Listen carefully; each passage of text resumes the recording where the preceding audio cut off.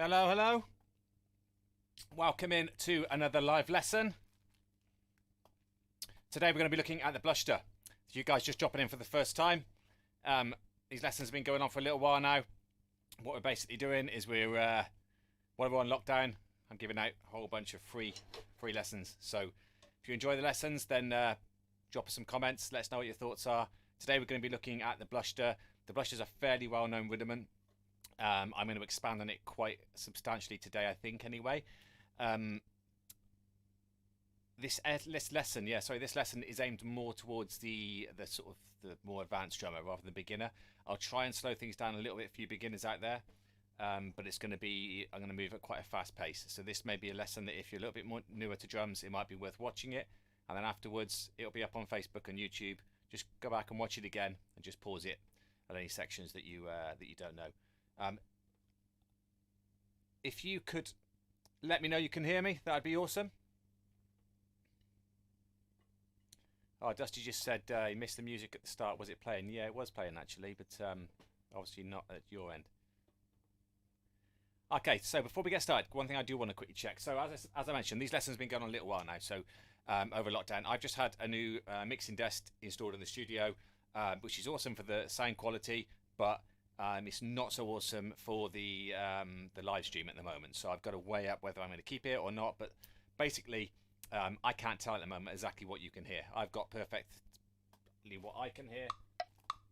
Let me just see if you can hear that metronome. If you can, we're all good to go.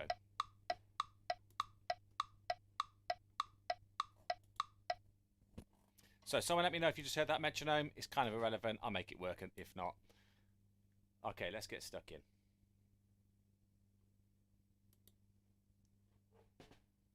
Thumbs up, yes. Wendy, yes. Awesome.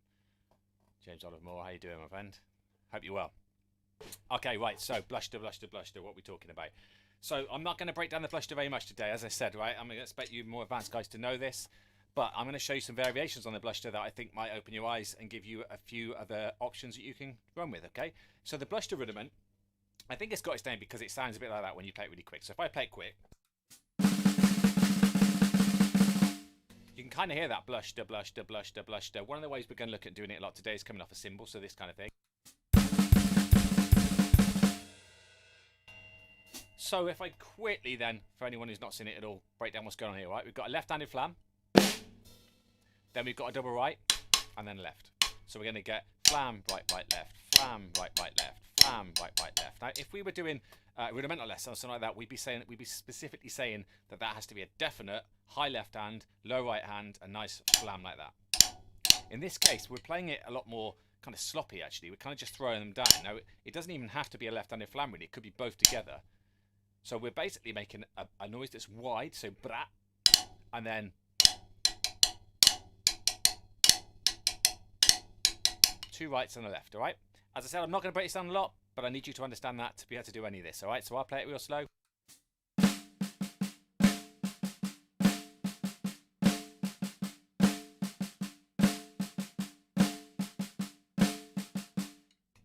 Now, let's have a look why I've got A, B, C, and D written here, right? So letter A, that's what I've just played, all right?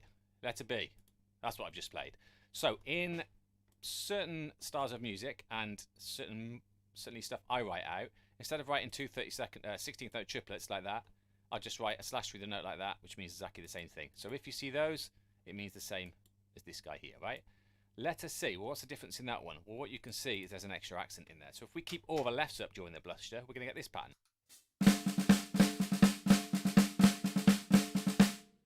So normal, all lefts up. What I start to get then is that left-hand shuffle kind of noise. This.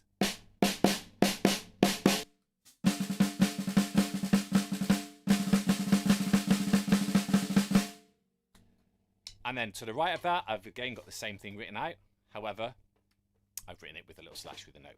Now, some of you might have noticed the grandma rudiment written there. What am I talking about there, right? So we're going into rudiments here that are a little bit more marching and drum line and drum core and that kind of thing, right? But this rudiment is so usable for kit that I want you to understand it today and see how it's very similar to the Blushda.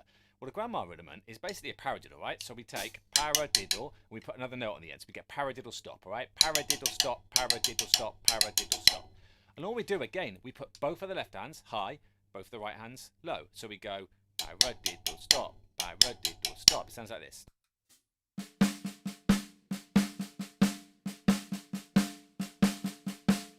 Again, fast.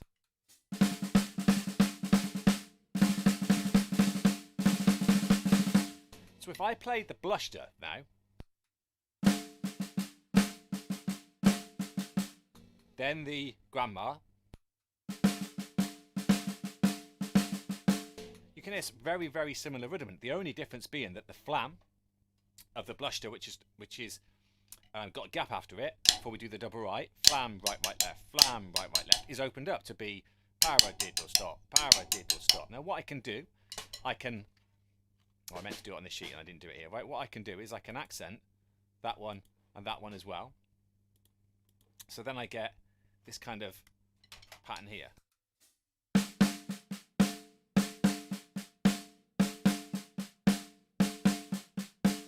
Now it doesn't matter if I play it sloppy.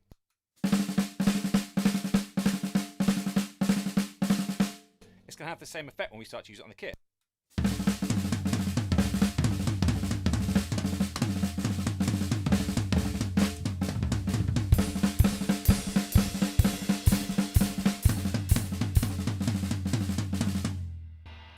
So today what I'm going to do is that the stuff that I'm going to teach you, I'm going to play each of the examples as a Blushda with all the lefts up, and then as the grandma rudiment, or the grandma rudiment really officially, right, is that one there, right? What I'm putting is in the grandma rudiment with an extra note in.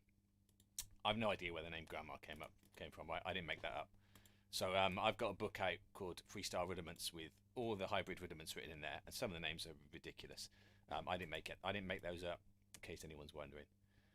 Right, single Blushda then. So let's start to see how we can use it. Well, we can use it it's a bit small, that isn't on the screen, but if we can use it in triplets, nice and easy, right? We can just go.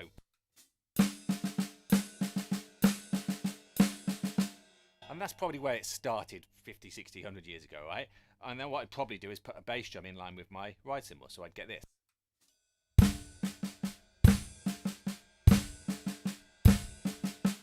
Now, if you remember at the start, I said that the prop one is kind of a left-handed flam, but it could just be both hands together.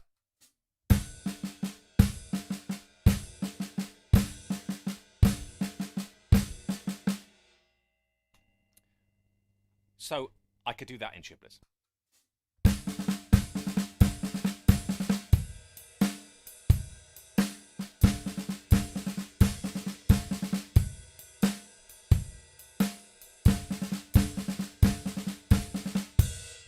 I could bring the lefts up.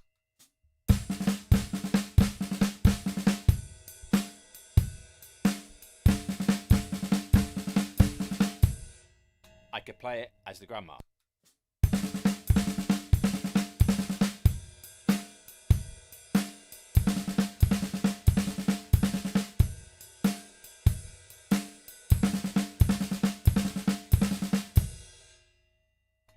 So today though, in today's lesson, we're going to be looking less at that, and I'm going to be looking more at putting it into 16th notes, which you can see on there. Now, it's going to be quite small on your screen, especially if you're watching on the phone, right? I'll go in a little closer.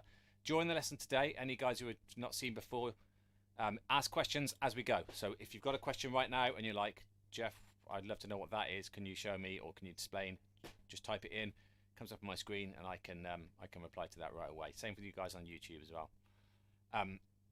Right, so what we're going to be trying to do is we're going to be trying to put it into 16th notes. And what you can see there, we've got 1, 2, 3, 4, 5, and then not quite a 6th one fitting into a bar. So what I'm playing is, this is fairly simple again. I've got the 6 Blushdas, so it sounds like this.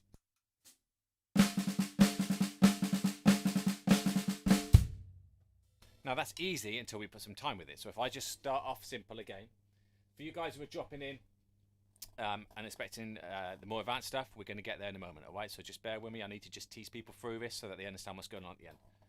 So if I drop this down then to 16th notes at, say, 60 beats a minute.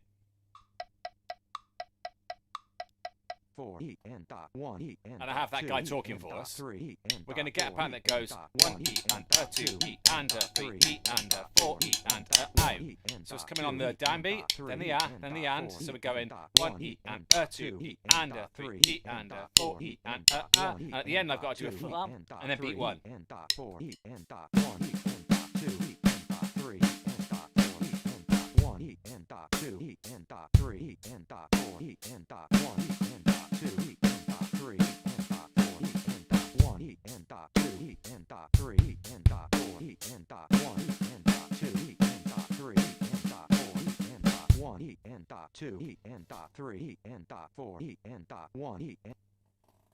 Okay, Rob's just asked a great question. So he said, "Can you have a PDF for this?" Yes, but right now. So not right now. So after at the end of this lesson, what I'll do is I'll turn this into a PDF and I'll put it up on the website freestylerudiments.com. If you just go on there, I'll put a link in the. In fact, I think there's a link in the description. If you go there, there's an area called Sheets, and this sheet will be there for you to go through. If you think that's something that I should be doing before the lesson and you'd rather have it now while you're doing the lesson, let me know that. Something I'd maybe contemplate doing. So that's the first one, all right? Now, what did I say at the start? I said I was going to play it as Blushders, then I was going to play it with all the lefts up Blushders, and then I was going to play it as the grandmas. And then I'm going to obviously show you how to really go far with this. So let's quickly do that. So same thing. 1 E and 2 E. This is all the lefts up. 3 E and 4 E and 1 E and 2 E and 3 E and 4 E and 1 E and 2 E and 3 E and 4 E and 1 E and 2 E and 3 E and 1 E and 2 Now what I'm going to do then is I'm going to start to put it around the kit because it's pretty dull just on the snare drum, isn't it? So the first thing I might do is put the grace note of the flam on a tom. I might switch my hands the other way around, put my left up here. Or one I'm going to do a lot today because it's easy for you to see, especially on this above camera here, as I'm just going to go to the ride cymbal and play.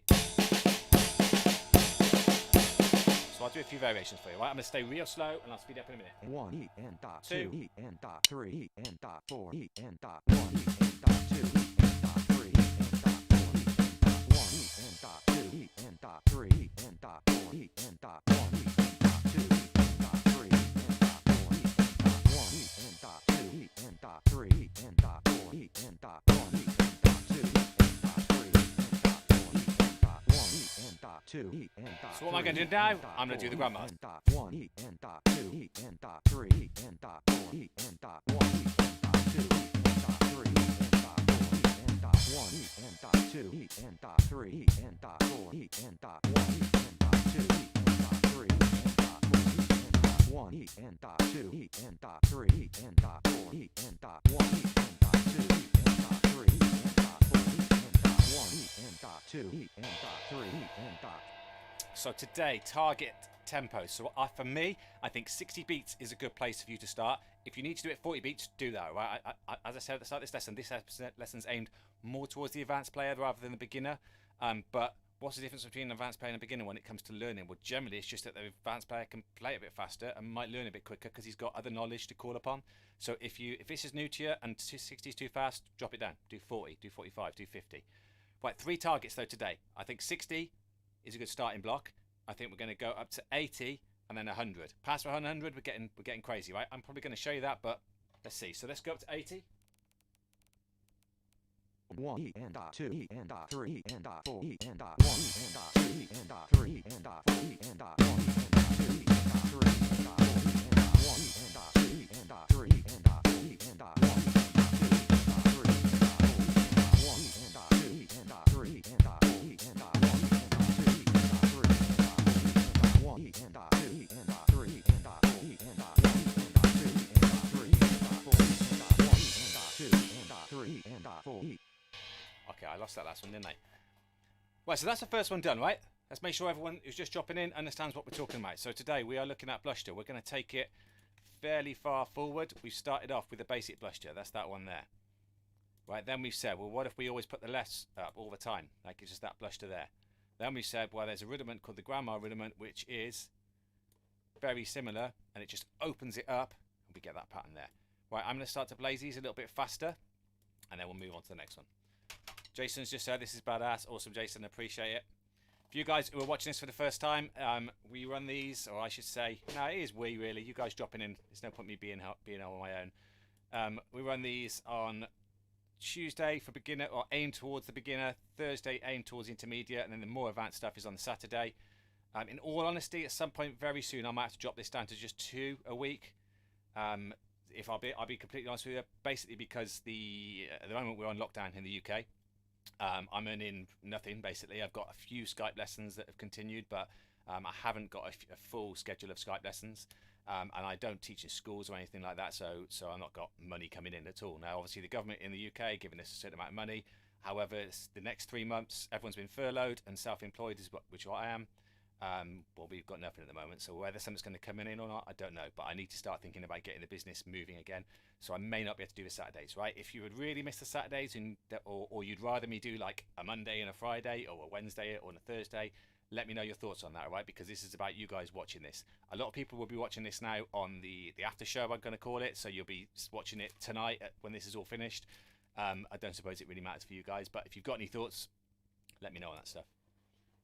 Any musicians who are watching this, I'd be interested to know your thoughts on whether we're going to get any more self-employed people getting helped out or not, or whether that's it. I know there's a lot of builders and plumbers and things like that who imagine to go back to work, but if you work in a theatre or you're doing gigs or you own a pub, you ain't having a good time at the moment. Right. So anyway, enough talk about that. Let's talk about where we're going with this. So grammar version 2. So when I do rudiments, what I like to do, if we took a paradiddle that would go right, left, right, right, left, right, left, left, right, I would call that position number 1. Now all I would do then is I would move the paradiddle either this way, and then this note would go to the back, or the other way, and this note would go to the front. So permutating it basically. So if I took paradiddle, paradiddle, I could then put the P, the pat at the end, and I could go diddle, paradiddle, paradiddle, and it give me a new pattern. I can move it again. I could go diddle, paradiddle, para. The next one I could go diddle, paradiddle, paradiddle. Now this is a lot easier when you see it written down, but what I'm getting at is with all the rudiments, what I do is I move them around because my brain's already learnt the pattern. If my muscle memory, let's call it, already knows how to do blushters, why don't I just get a whole bunch of free stuff by just starting the bluster in a different position? So as soon as you've mastered any rudiment, move it across. And what you can see on the screen, letter I here, look. You can't see it, can you? You can now. Is I've now started from, so that's the start of a bluster there, look. Ch, digga, da. Well, I'm starting from the digga, da now. So we come straight in with digga, da, and then I come in with the blusters. So I get this.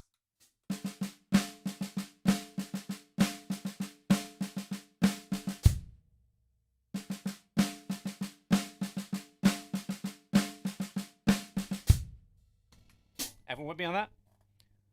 So I've moved the flam that was at the start to the end, scooted everything across, and now I start with digga da, but da da da. Right, now there's 2 ways of thinking about this, right? You either think of this much being thrown on the start, then going da digga da, da digga, or you think of it as a whole new rudiment that now goes.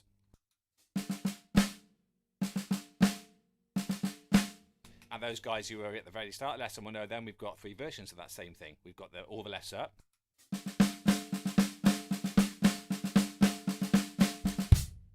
We've got our grandma version.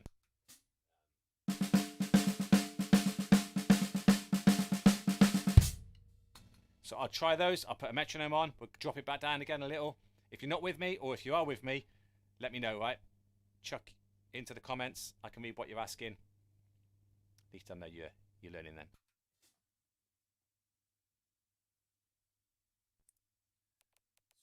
One and two and three. This is 80. And one and two and three and four and one and two and three and four and one and two and three and one and two and three and four and one and two and three and four and one and two and three and four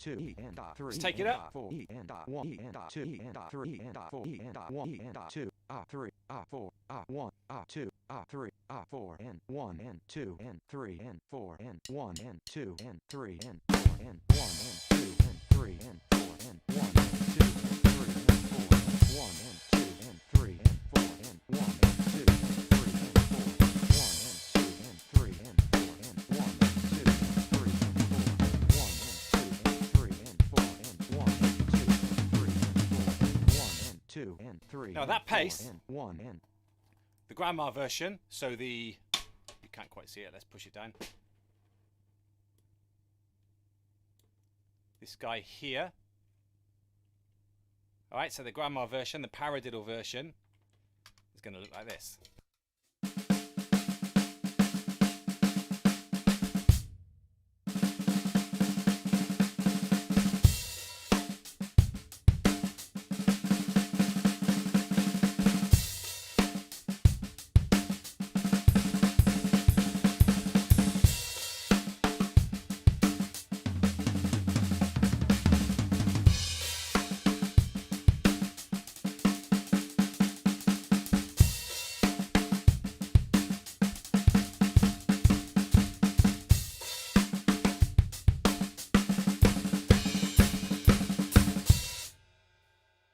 Nice, that one, isn't it? I like that one a lot.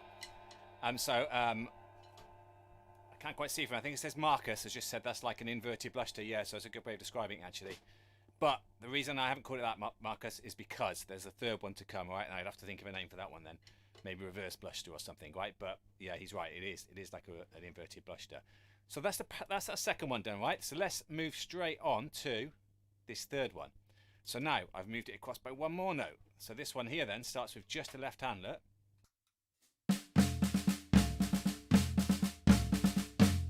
Okay, so I've got to jump in here real quick, all right? So yeah, Dusty just said the big band would kill me if I use that. Yeah, it's true, right? But I'm going to throw in here, Dusty, right? When I do these lessons, one of the things I always do is I quickly have a search on YouTube and check there's not like a million lessons already teaching the same thing, or I just see if there's anything, if my knowledge needs improving, if I can learn anything that I can then pass to you guys. Now, there's a guy called Steve Holmes on YouTube. I think that's what got his name right. Holmes, I think it's Holmes maybe, or you'll find it if you YouTube it, and it's called something like the Definitive Guide to the Blushda. Now, it's actually a really good one, actually. It's a really good lesson. He doesn't really break it down very much, but for the more advanced guys, they get that. Now, the only reason I bring it up, though, just because you just mentioned that, is he plays in big bands all the time, and all of the references he talks about it are old jazz guys who use it. So I'm showing you today in a 16th note fashion, because I think it's more applicable to pop, rock, and stuff like that. But yeah, please go and check that out, because you'll see then that a lot of those old jazz cats in the big bands used to use it all the time. And I'm even talking about people like the Buddy Rich and stuff like that would use it. Obviously, it's cool for solos if I'm going. But what we can start to do is we can mix it with other things like maybe rolls and.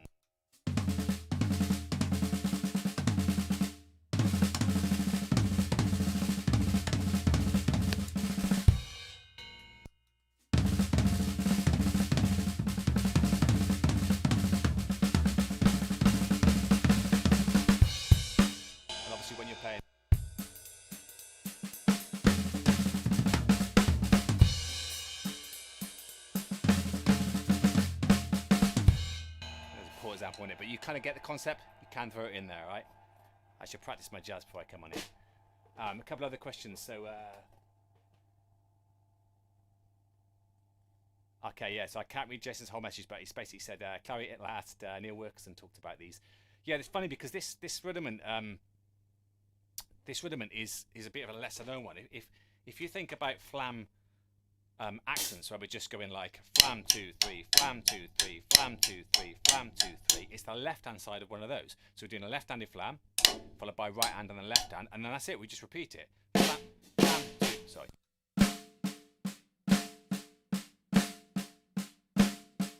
So if you've never done this before, try that.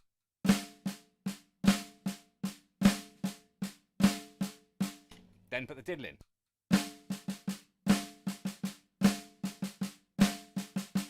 Then get the crazy speed.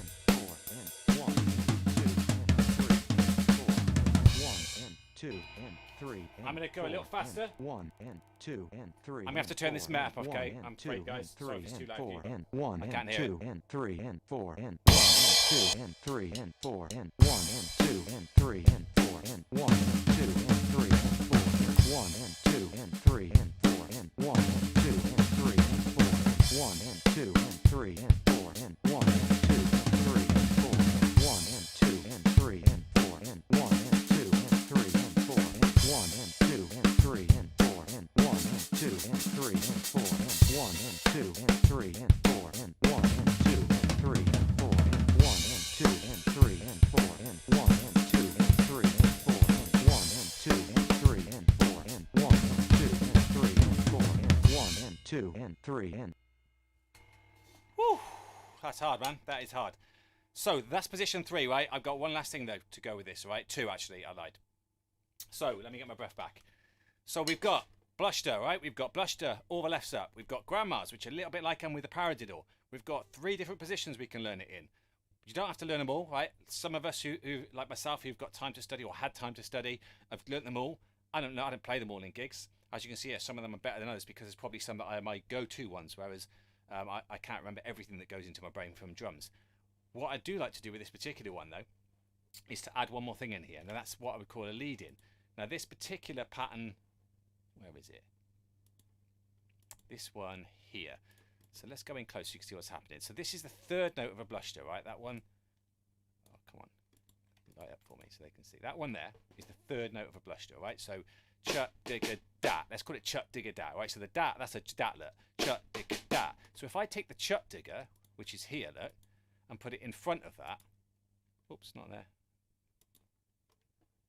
I put it in the wrong spot. Oh no, I missed a note off, that's why. Like that. We've now got the Blushda created again, look, chut, digga, da, but it goes across the bar line. That's what it means if you see a bar there, look. The Blushda is actually all of that. So what people can sometimes do then, or you guys can do, is you can start your Blushdas in the previous bar, so it almost sounds like the fill starts here, but you know the downbeat really is here, and you can continue it all the way through. Let's see if I can pull that one off. I'll answer some of these questions.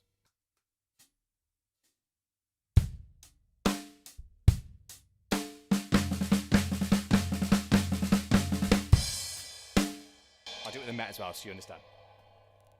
1 and 2 and 3 and 4 and 1 and 2 and 3 and 4 and 1 and 2 and 3 and 4 and 1 and 2 and 3 and 4 and 1 and 2 and 3 and 4 and 1 and 2 and 3 and 4 and 1 and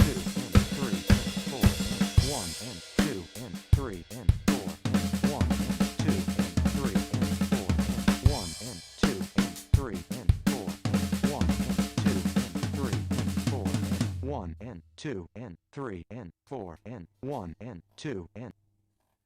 And the other thing with this then, the other big take from this is I'm playing them as one big long bar of Blushders. So what we really like to do is, if you think about when the day one, when you learnt paradiddles and you started going,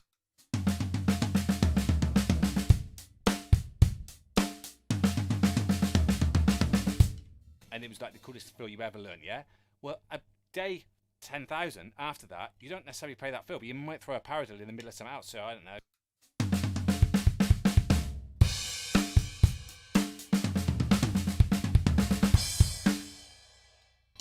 But the same thing is going to happen with the Blushda. It might be that we can put it in with other stuff that's going on. I'm going to give you a couple of examples of how I use them now, but that really for you guys is where I need you to come in and start to think of yourself, oh, I could try it with this, I could try it with that. Let me quickly ask a couple of these questions and then I'll show you that next bit. Cool, it's an amazing idea, sounds awesome. Awesome, I appreciate that you like it. Yeah, the snare hi-hat one sound nasty. So I actually, do you know what? I just made that up on the fly then. I got to admit that was quite a cool one. So what Jason's talking about is this one here. So I'm playing the grandmas. Paradiddle stop, paradiddle stop, paradiddle stop, paradiddle stop, paradiddle stop. Now it's nasty because what happens is the listener knows it's in time because it sounds like there's something in your brain, even non-drummers hearing that it's there. It's in time, but that left hand's just throwing people.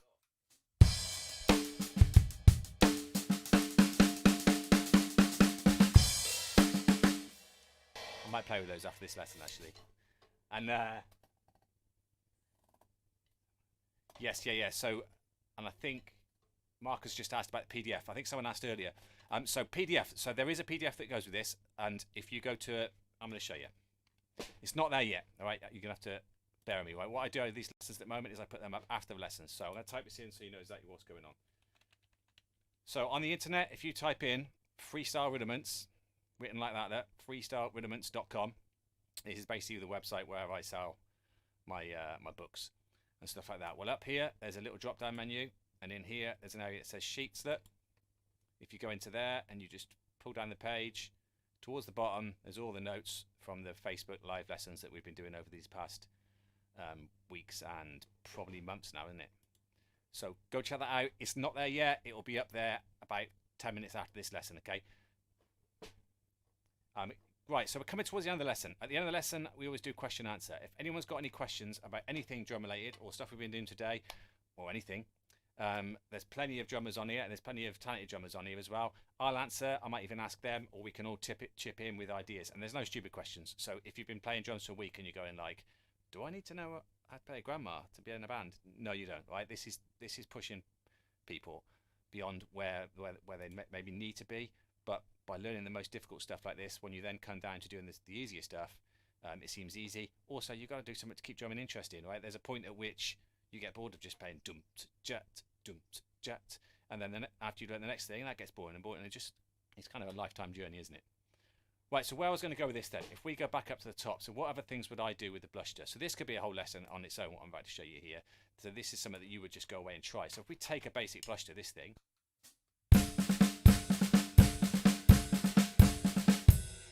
well, I would straight away think, well, what else could I do with it?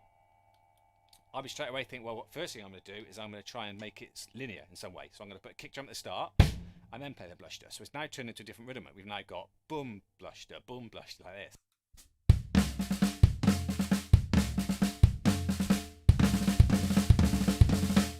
Now I can probably get away with that on a Bruno Mars track in a top 40 gig. That's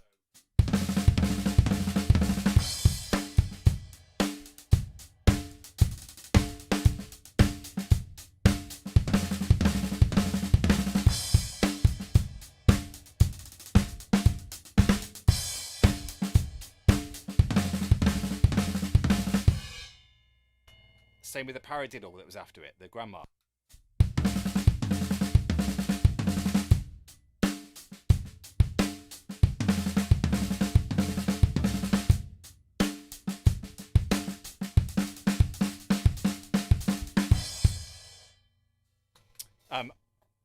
I could then do the same thing I've done with the other things that I just spoke to you about, permutate it. So I could try the bass drum in a different position. I try at the end, so Blushda with a bass drum at the end.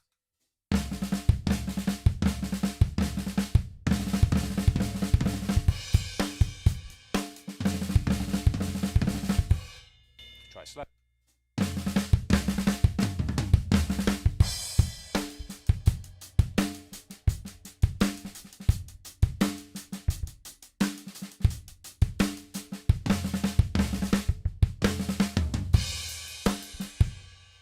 And you could do anything you want around that idea. Where else would I go with it if I want to go really extravagant? And these are just things that come into my head now. I'd probably maybe put a double kick at the start. So Digga.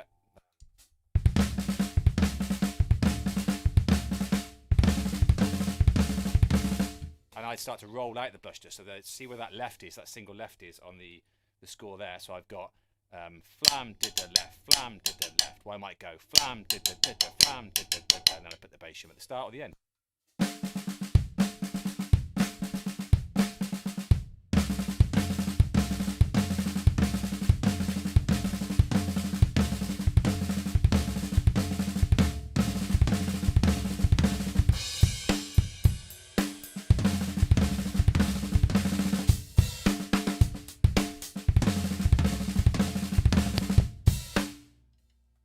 And these are mainly things that I'm just throwing at you now. These are things that I don't necessarily sit and practice every day. It's just that if I'm, like, in all honesty, when I play in bands, I'm not a very extravagant drummer at all. I like to know what I'm playing, and I play very similar stuff, gig to gig. I'm not as comfortable. I'm not that guy who just sits in with a band and blazes away making stuff up, like a jazz guy maybe would.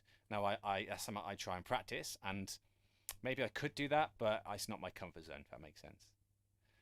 Okay, right, we are at the end of the lesson. Jason's off to have his sausage roll. Dusty's asked about speed. I'll quickly cover that for you, not a problem, Dusty. I'll talk about that in one moment. Anybody else who's got any questions, I'm going to talk about speed. And then if you've got any questions about anything drum related, about the setup, about gear, about drumming, ask them now. There's always a little bit of a delay between you typing and it coming up on my screen here, so don't be scared. For those guys who are unaware, I've got a YouTube channel, so get over to there if you get a chance. If you enjoyed this lesson, I'm sure there's other stuff over there that you might enjoy. Geoff Fry Drummer, loads of videos on there, and the same over on Instagram. That's the schedule that we tend to run to here.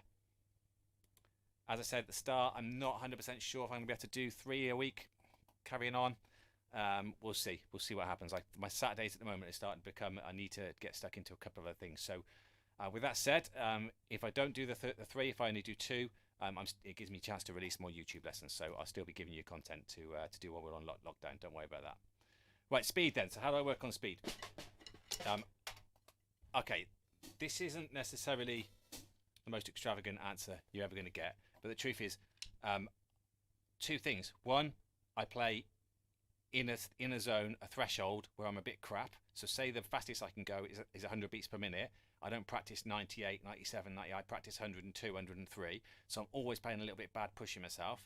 But that's not the answer. I don't think any of you really want it. Right? What you want to do is actually something you can execute. So what I do, this is the biggest thing I do to practice all these things, is I practice one hand at a time. So if I play the Blushda now on the snare drum like this,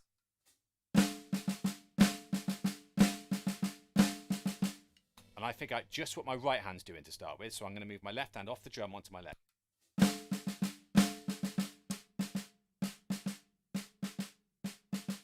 So my speed is dictated by how fast I can do this, as far as the Blushda is concerned, yeah?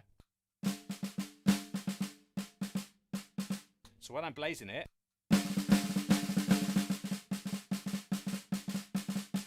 so the first thing I do, and I suggest you do, is just to practice that pattern.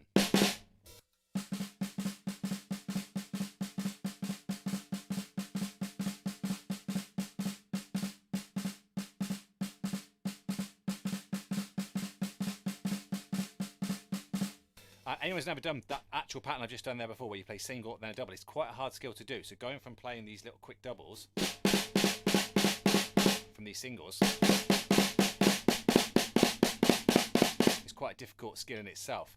I use a technique there which comes back from my drum corps years, which is called Speedo Technique. And basically what's happening is I'm bending my arm from this joint here. so my arm's doing this motion, look, I'm almost locking my wrist. I don't like to use the word lock because it sounds like I'm gripping hard, right? I'm not gripping hard, but I'm not bending my wrist like this very much, and I'm going, playing 2 notes. So the fulcrum here is squeezed again. I don't like using that word very much because it's a tiny amount. I'm not squeezing hard. That'll give me a buzz, but there's a little bit of squeeze in the fulcrum here where the stick's being held, and I'm bending from here. So without the stick, I'd look pretty stupid. I'm doing that.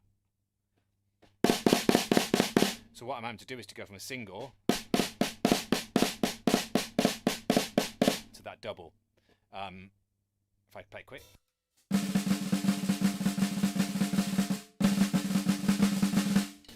Let's see me max out, right? So if I go as fast as I possibly can.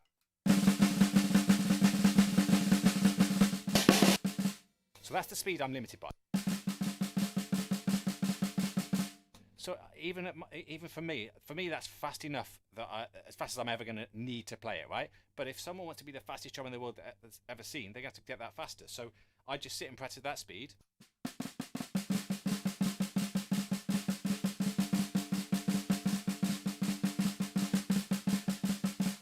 If at the moment your speed's this fast,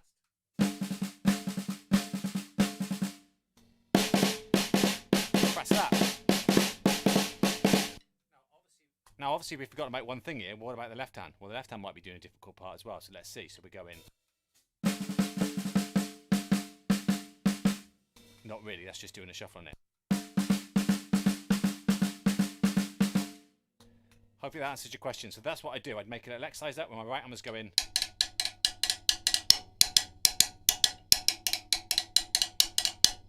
I'd put on a football match and do it for like 45 minutes or something like that, all right? Dusty just asked, did I buy the house with the big garage? No. So for those who don't know, this is in my home studio here. At the moment, we're looking at moving house, which is awesome to get a different house, but not so awesome because I've got a fully soundproof studio that I'm going to have to move to a new house. So no, I haven't bought it yet. We'll see. Maybe I'll still get it. It's still for sale. We're negotiating, let's say.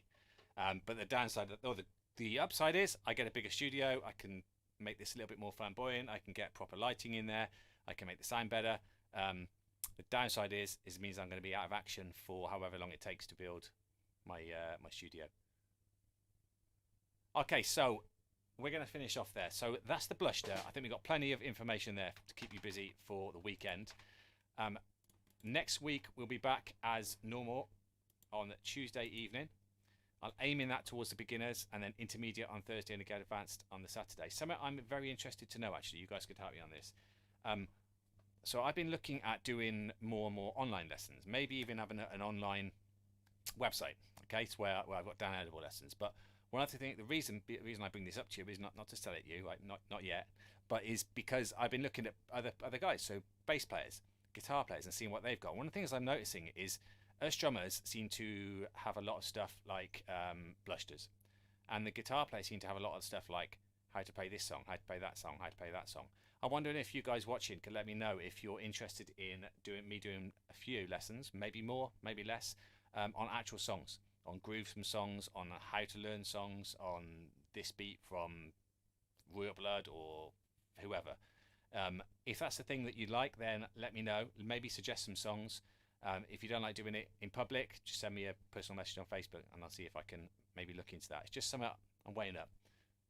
So I hope you're well. Stay safe. If you're on lockdown like us in the UK, stay in and all that kind of stuff. And let's hope we get out of this soon. As I mentioned before, get yourselves over to YouTube. I'm about to upload another video onto there in a moment. And the lesson notes from this lesson will be on freestyle rudiments. I'll see you guys next time. Thanks.